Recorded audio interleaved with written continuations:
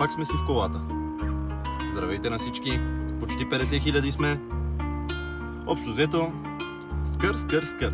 Знаеш ли, започнах да търся себе си, да видя докъде докараха ме всички белези, дали пък лош човек съм, оценявам ли доброто, довършвам ли нещата, хвана ли се на хорото, да видя кой с мен бил една истина, той истински, наслушал съм се, казвам ви милиони празни приказки, забравих откъде съм тръгнал, пък не съм до никъде, когато сте разстроени, вие на кого разчитате, приятелите ми броят се вече на 3 пръста, това ще се познат в третия себе си включвам, защото и ти си приятел, даже да не го показваш постоянно между хора, ама вечер само ставаш и депресията те удря, сякаш ще удря паника и към лесното прибягваш. Аз ти е, че е резботаника, но и лесното не е лесно, защото знаеш, че е временно. Крайно закачен си, мислиш как да върна времето, но уви.